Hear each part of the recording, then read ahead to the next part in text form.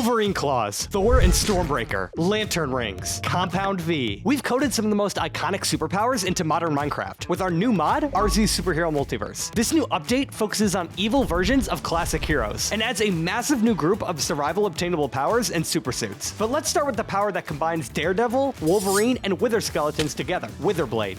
The first thing you need to get his powers is the Witherbone alloy. You need 6 bones, a Wither skeleton skull, a titanium ingot, and a lava bucket. And mixing it with more lava, you get the molten Witherbone alloy. By combining that alloy with an injector, you get 1 of your 6 needed Witherbone alloy injectors. I just have 6 injectors. Let's just start, plating my bones with the Witherbone alloy. Let's do 1.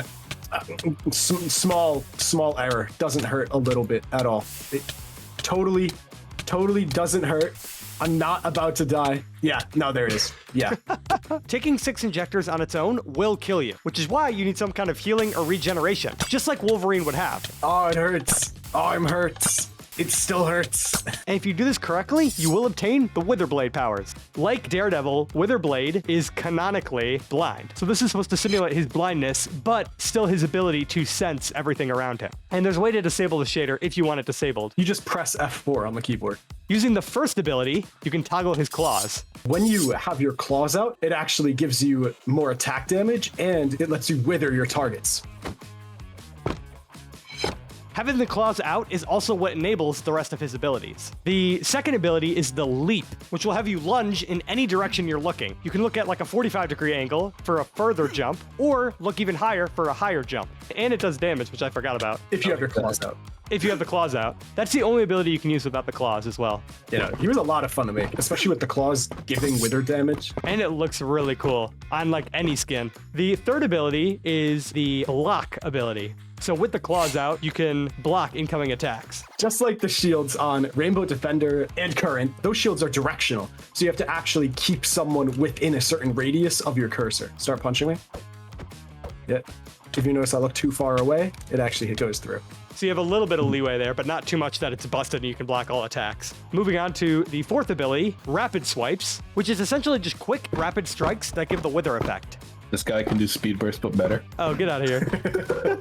And the final ability is the wall climbing. We hadn't finished doing the climbing animation yet, but the feature is still there. And you can basically climb up any wall you want, as long as it's flat. So that's how Witherblade's powers work. Now let's check out Witherblade's suit. It's crafted with red and black fabric, as well as netherite. So the netherite is used in the boots and on the chest plate. And like all the other suits, the suit does change your name to Witherblade. I like Witherblade a lot. I think he's one of my favorite of the new villains. Moving on to the next power, and that is the Orange Lantern Ring. How do you get the Orange Lantern Ring in survival Minecraft? In the Green Lantern lore, the Orange Lanterns are actually powered by greed. Right, which is why to get the Orange Lantern Ring, you have to be really greedy with getting XP. The first person on the world to reach level 75 will obtain the Orange Lantern Ring. And why is that greedy? What's the easiest way to get XP and get to level 50? Taking all the XP from the Ender Dragon. Don't let any of your friends get the XP and you take all of it. The Orange Lantern Ring is yours. So for testing purposes, it's 100, but we will make it 75.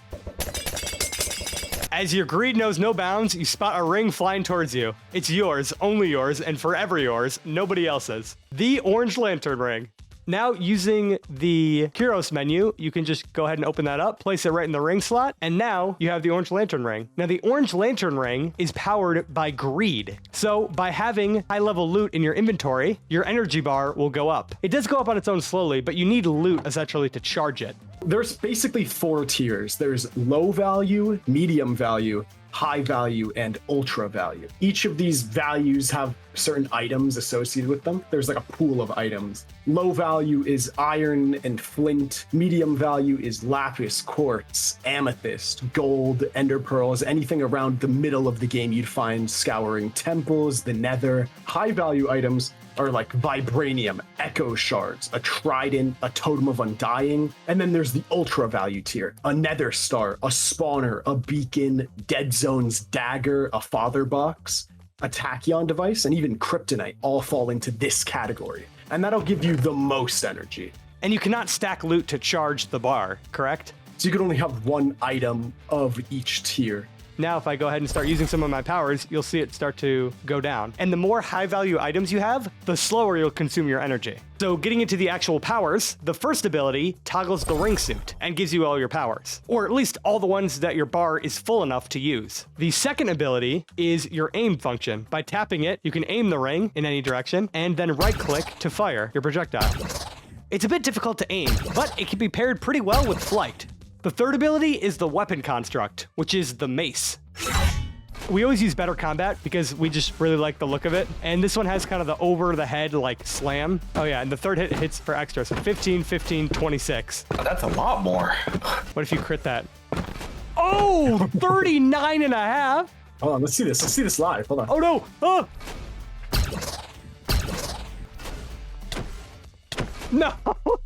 Next, we have the fourth ability, the shield. So by aiming with your ring, you can then activate your fourth ability, which is the shield. It does protect from everything, and you can move in it just slowly. Does the shield getting attacked reduce your energy? It does not, but it consumes the energy at like a pretty decent rate while it's active. And it also has its own cooldown. The very last feature is the ability to toggle the appearance of our Orange Lantern. By crouching, you'll notice the last ability unlocks, allowing you to put on the skin of Tharvik, the Orange Lantern from the Enhanced series. A lot of people have asked if this is meant to be Larfleeze, and no, it's not. In the lore of the Enhanced SMP, this is meant to be the Orange Lantern that comes after Larfleeze. It's a pretty cool skin. It's got its own model. It was really, really well done. I know, it looks really good. It's just so ugly. It is ugly, but it's kind of the point. Next up, we got Thor. Thor's powers don't come from any kind of item you inject yourself with or some kind of serum you give yourself. It's something a little bit more otherworldly. And if you follow me through this breach, I'll take us to somewhere really special. While you're venturing through your world, only one of these will spawn. Similar to Dead Zone's downed satellite, Thor actually has Stormbreaker's monument. It's a little bit more of a crater than a monument, but this has a bunch of blackstone, some rare minerals if you feel like desecrating this beautiful site. But at the very top, you'll find Stormbreaker wedged in blackstone. And not just anyone can pick this thing up. It's got some serious weight to it. You need to be, dare I say, worthy to wield it. You know, this is going to be the funny part where I walked up and picked it up. What? Oh, I'm worthy! Stormbreaker is wedged in blackstone, and not just anyone can pick it up. You're going to need one of the most worthy status effects in Minecraft. It's Hero of the Village. Who wants to go kill some pillagers? Not very heroic, but I'm down. I said worthy, not heroic. True. Let me prove how worthy I am. What the? Disclaimer, this is not us actually being worthy. Oh, there we go. I'm the hero of the village.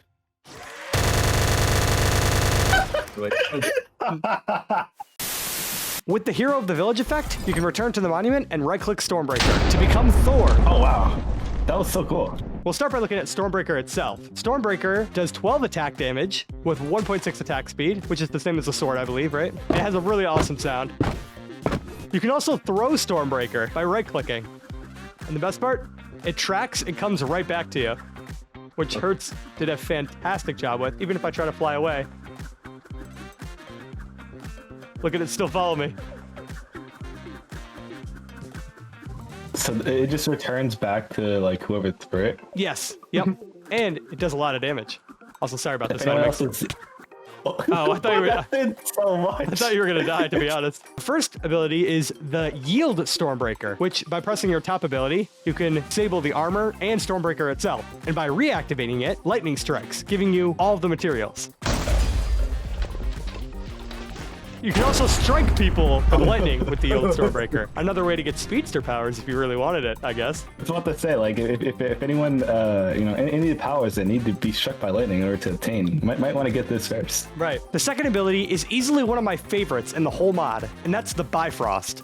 You can use the Bifrost to mark any location in the world and teleport to it. So let's say I want to come back here in a little bit of time. I can just crouch, and you'll notice my second ability changes. So now if I crouch and press the second ability, you'll hear this noise. This sets your Bifrost point to wherever you're standing. Now, if I go ahead and fly over here, and I activate the Bifrost without crouching, because crouching marks the location, you'll notice at both locations, it summons and teleports both yourself and anyone within them to the other Bifrost location.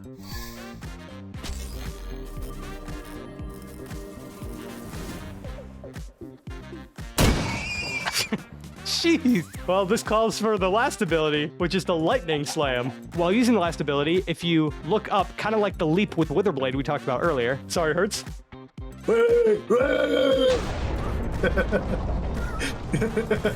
It'll create a large lightning storm.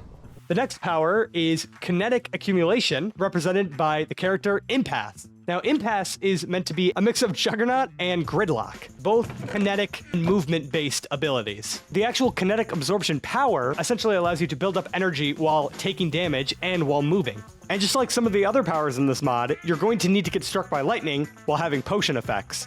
Essentially, what you have to do is you have to get levitation and swiftness while getting struck by lightning. The reason why we went for levitation to obtain his powers is because with levitation, you're constantly moving. You're still you're not really accumulating kinetic energy, but you're under a constant state of movement. And Impasse really kind of embodies that. At least his first set of like powers did. On the center, I have swiftness. Hold the lever. Did it work? It did. So it is quite difficult, and it's meant to be quite difficult because it's a really good power. You'll know you have the power because of a couple of reasons. One, you'll have insane healing. Two, you'll also have purple lightning. As you move, you have an energy bar that charges up, and that's what allows you to use your abilities. When you stop moving, you do lose kinetic energy. Because your abilities are based on movement, you need to keep moving in order to build up that energy. You'll also build up more speed as your bar gets more full. Impasse has adaptive strength and health. Basically, the faster you move and the more you move, you'll actually end up raising your max health and also your strength. So as you move around, you might notice that you'll get scaling armor and scaling health.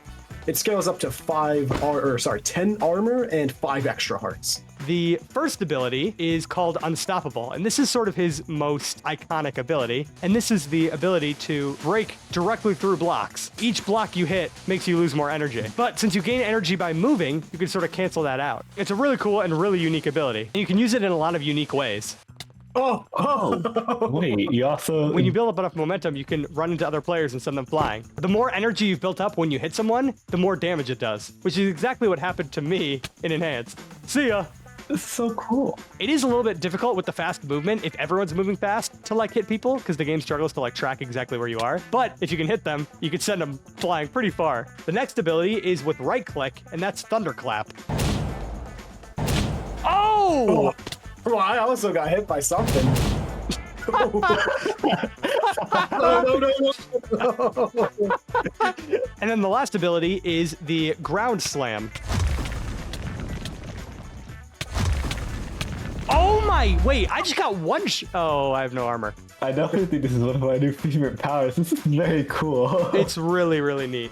Impasse actually ends up losing kinetic energy quite fast when he stands still. His Thunderclap also eats up a lot of his energy that he stores, and especially when he does his Ground Slam, he loses a lot just by standing still. Impasse's suit stops the decay of his kinetic energy. All of his abilities that take it, such as the Thunderclap and the Ground Slam, no longer consume energy when you have the full suit on. So before, when I would use Thunderclap, it would drain my bar, but now it doesn't drain it at all. So if you have the full suit and the powers, you're almost unstoppable. Impasse's suit is called the Kinetic Containment Suit. For the chest piece, you need copper ingots, titanium ingots, lightning rods, and the lead flux capacitor. Legs need titanium and lightning rods, and the boots also need lightning rods, titanium, and copper. All right, so the next power, very popular serum, Compound V. Hyperior is based off of Homelander from Amazon Prime's The Boys. You might see the suit design as an homage to that. Hyperior's powers come from Compound V, which is similar to Super Soldier Serum. Compound V is notoriously super top secret to make / impossible to replicate. So we tried to replicate that in how we actually obtained it, right? We're first gonna have to start with a brand new enchantment. If you open up the chest, you'll notice that there's an enchanted book for genetic harvesting. Take these glass bottles, hold them in your offhand. With genetic harvesting, anytime you attack any living entity, any pig, villager, pillager, other players, a 5% chance for it to fill an empty bottle in your offhand with a bottle of blood.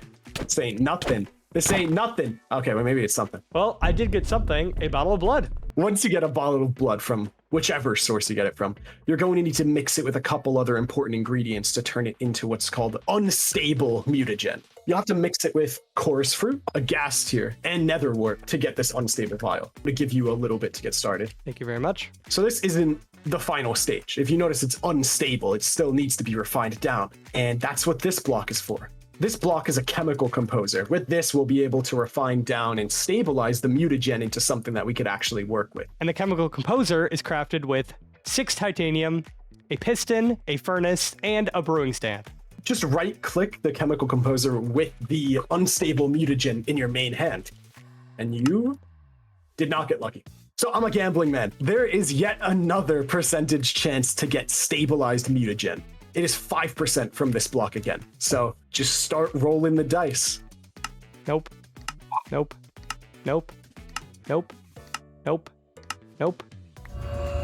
Oh! Got some stable mutagen. Very nice. This long, tedious process of blood to turn it into the mutagen to then stabilize it again is meant to be tedious. So we're trying to replicate the fact that this is hard to get, especially considering his power set. Once you get your stabilized mutagen, you're going to need to mix it once more with some very high value resources. Compound V, the holy grail of superpowers. You need a nether star fragment, a wither rose, a gas tier, an enchanted golden apple, and your stable mutagen. So now I'm going to take the compound V with the empty injector to make the compound V injector. I'm going to go ahead and take it, see what happens. Ah! Highly unlucky. So compound V has mixed results, but there is still a chance you could get the powers. There's a 20% chance each time I'm a gambling man. There's a 20% chance that you actually get Hyperior's powers once you go through this whole process. Oh no, I think I'm dead. Yep, you're dead.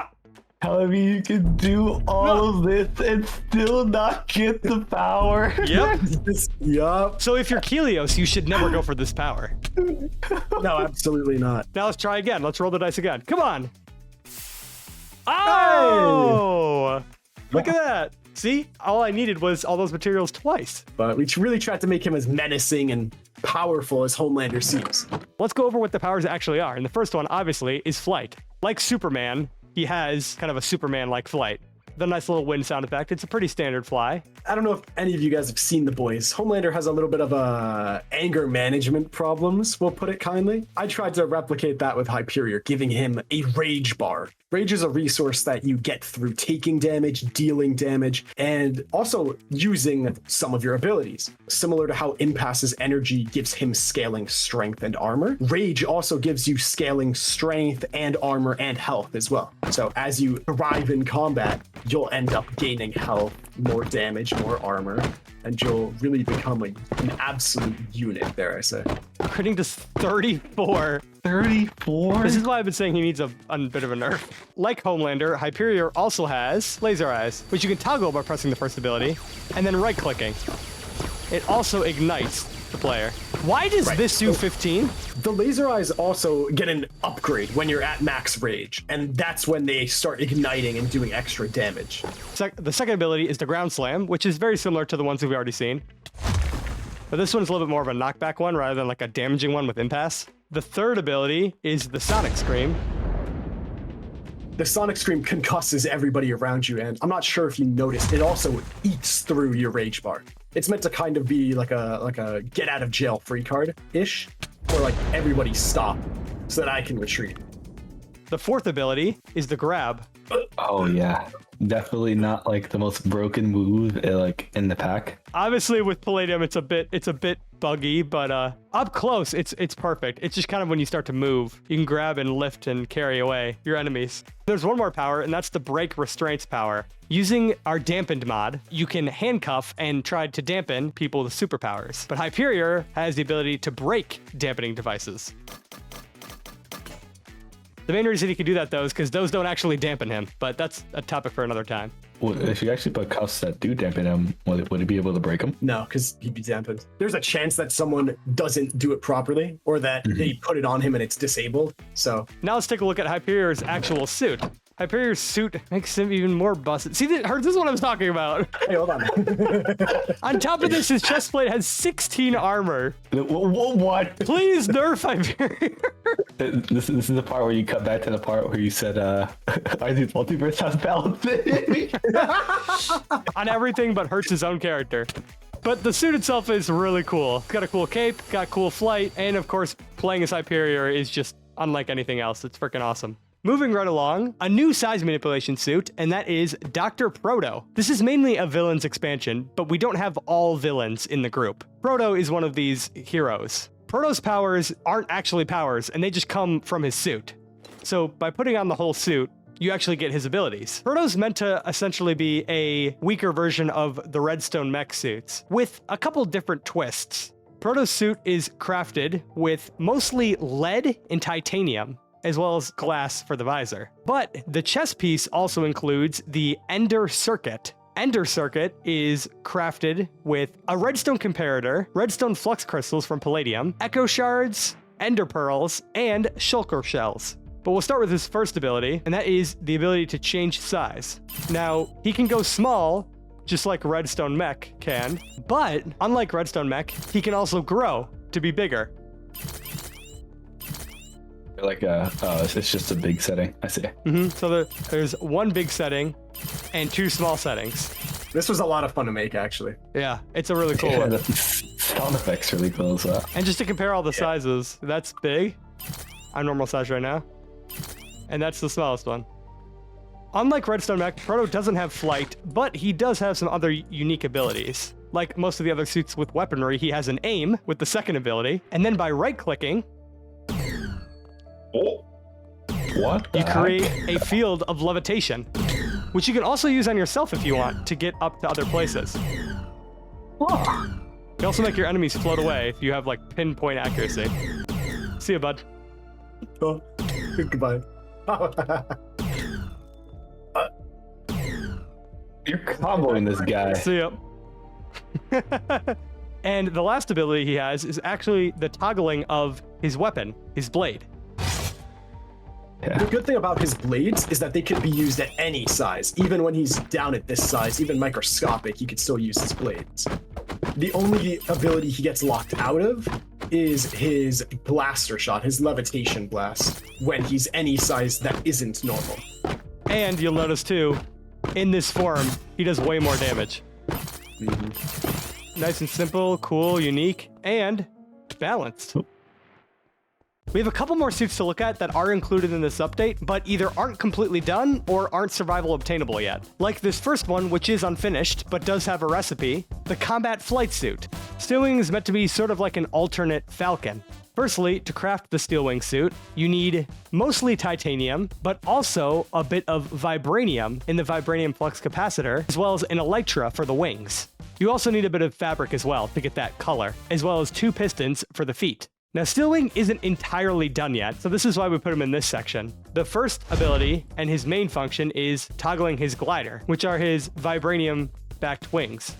You're meant to pair these wings with the second ability, the Flight Boost, which you can hold to charge and then press spacebar to leap. Whoa, that's cool. You can also double tap to fly normally. He has just normal hover flight as well. So again, it's not exactly done yet, and it's not going to work like this when he's done, but he's supposed to have like jet boots as well as wings, and it's a pretty cool skin. Another unfinished suit we have here is Cypherius. Now, this one is quite a bit different from all the others in a few ways. Firstly, it's a lot more related to the lore of our series, more than anything else we've really talked about, rather than being strictly superhero or supervillain based. The interesting thing about Cypherius is he doesn't actually have any powers. The powers actually come from an item, his Essentium mask. This mask currently doesn't have any obtainability, but it will in the future when we update the code section of this mod. So by placing the mask on, using the Kyros menu, you can place the mask on your face. Once the Essentium mask is on, you'll notice a bunch of abilities appear in the corner. The first being the toggle invisibility. By pressing the top one, your screen goes red and you turn completely invisible. If you move, you can be seen. You also do still project a shadow, but it does help conceal yourself. You also have slightly enhanced movement while invisible. The second ability comes from the Essentium Mask itself, the Code Energy Blast. When using it, takes up your whole screen. But that's kind of the point, since it literally comes from the visor of your mask. The blast is extremely powerful, does 13 twice. Another ability that you'll actually notice gets locked if you're not wearing the whole suit is the third ability, and that is the Code Repulse. So if you take the hood off, you'll notice that third spot, or take any bit of the armor off, that third spot locks. But if you're wearing the whole suit...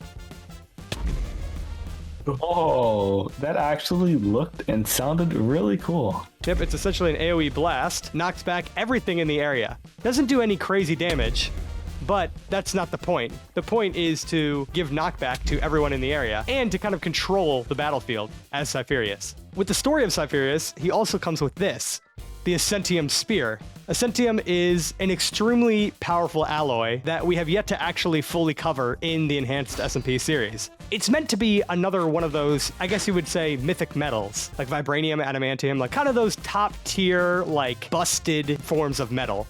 And because of that, the Essentium Spear does a stupid amount of damage. You do 17 with a crit, and it's sweeping. If you're using better combat, you get the full extent of the attacks. This update is also going to bring a couple assorted changes that slot into the Essentium kind of quality of life stuff. Here we added a bunch of extra features. One of the big ones we added is the Essentium Bracelet. I'm not sure if you remember, in Season 2, Cordaxe was able to condense his suit down into essentially something non-conspicuous, something invisible, something like a bracelet. You go to your curios and you put it in the bracelet slot. You'll notice you get a power in the bottom right-hand corner. Let's see what happens. The Essentium Bracelet equips the Cordaxe suit. And like we were saying before, Cordaxe does fall in with the rest of the code-based features from this update because his suit is made of Essentium and includes code-based properties. Not all of this stuff is entirely finished, but Cordaxe is pretty close to where we want him. The Cordaxe suit is imbued with the wrath of the code energy, one of the code's 5 aspects. And to toggle and use this energy, which comes from his back, you press the first ability. By pressing the first ability, the orbs come from his back, and he can now control them by left-clicking. That does crazy damage. Yep, and you can also fly around while harnessing this energy, which looks really cool. Because it is straight from the Wrath of the Code aspect, it's extremely powerful, and also lasts for quite a while. The second ability is Invisibility. It's a little bit better than Cypherius's, because it is a bit stronger of a suit. You can still be seen with your footsteps and all that, but other than that, you're pretty much completely invisible. Third ability is Telekinesis. By tapping it, you then have full control over the player if you properly flick them and let go. Ugh! That carries momentum. Whoa! That was a good one. I would still like to do some more things, like maybe like a glowing visor for when that happens. For now, it's still pretty functional and is pretty good, although it doesn't have survival obtainability. When you use the Essentium Bracelet, it actually saves whatever suit you had on previously. So Cordaxe, in our Enhanced SMP, is always wearing this suit underneath, the Revertax suit, because he's actually a speedster. By using the Essentium Bracelet, while having any suit on, you don't need the Revertax suit, but you can do any suit. You can go ahead and tap it, and it will save your suit away for when you toggle the Cordaxe suit once again, just like Cordaxe does in the series. Another feature of this update is that we realized with new obtainability methods, it was kind of really useful to have an injector. So now a lot of those recipes have been standardized. Now there's an empty injector, which only takes a piston, a titanium ingot, and an iron nugget. You can use that empty injector now to make the Velocity Injector, the Compound V Injector, and the Witherbone Alloy Injector. Another thing I want to mention is that we finally unlocked the ability to enter the Speed Force dimension. To do this as a speedster, you need to run to build up your kinetic energy bar. And once it's full enough, you should get the option to switch to a new menu. And you can see which key you have that bound to on the bottom of your screen. Once you click that, you should see a new power is unlocked, entering the Speed Force. Once you click it, you will open a portal to the Speed Force dimension. And there we go. I'm now inside the Speed Force. People have just been asking for so long why the Speed Force was disabled, and that's just because we never re-added it to the mod. It's a full world in here. There's nothing else to find, but you can build whatever you want with materials that you bring. And you can hide secret bases in here as a speedster. As always, Hertz, very, very well done. I know you've been working like crazy on this mod, and I know it's taken a lot of your time, so I can't thank you enough for all the awesome stuff you've done so far. Look, I appreciate it, man. I'm excited to keep working on this and keep moving it forward.